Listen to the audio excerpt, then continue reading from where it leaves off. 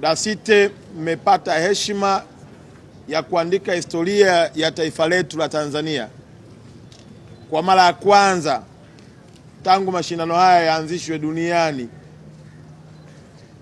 wa Tanzania kushiriki kwenye mashindano ya Afrika. Historia hii mnayoiandika inaenda kuleta chachu na kuongeza hamasa kwa vijana wengi kwa kuona mchezo wa kikapu au mpira wa basketball si tena mchezo wa watoto wa matajiri tu, si tena mchezo wa watu kujiburudisha na kujinufaisha,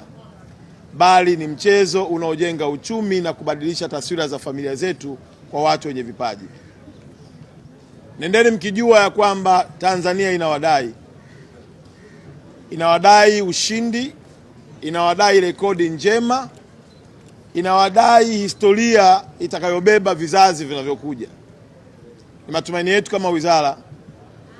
mafanikio mtakayoyapata yawe chachu ya kuwafanya watu wengine wajitokeze kuanzisha timu nyingi za basketball, ili tuwe na ligi kubwa yenye ushindani na iwe ligi bora inayoweza kuchukua nafasi ya pili, ya tatu ndani ya nchi yetu ya Tanzania, lakini kwa bara zima la Afrika. Daktari Samia, Rais wa Jamhuri ya Muungano wa Tanzania, ameshatoa maelekezo kwenye wizara yetu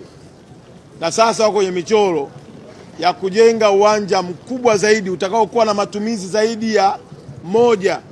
ikiwemo na mchezo wa basketball ndani ya jiji hili la Dar es Salaam, tena katika maeneo ya Kawe.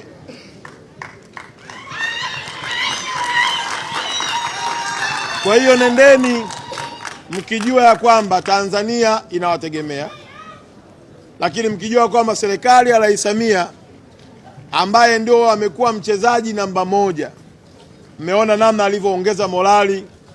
kwenye upande wa timu zetu za mpira wa miguu wa kike na wa kiume, na sasa ameamua kuongeza morali kwenye riadha ambako nako tunafanya vizuri, lakini pia alishaelekeza, na mimi haya mambo nimeyakuta, sio nimekuja nayo mie, nimekuta tayari wenzangu wameshaanza mkakati wa kujenga dome za kutosha, lakini ndani yake tuwepo na uwanja wa nini, wa basketball. Kwa hiyo nendeni mkijua kwamba Tanzania imekubali kuwekeza kwenye michezo, na nyinyi tumieni fursa kuonyesha kwamba serikali yenu na wadau hawajakosea kuwekeza kwenye michezo. Mimi nikiwa kama rais wa shirikisho, ningependa kumshukuru Mheshimiwa Rais kwa mambo anayojaribu kutuwezesha na mpaka sasa hivi tulipofika. Pia naomba Tanzania na wadau wajitokeze kutusapoti.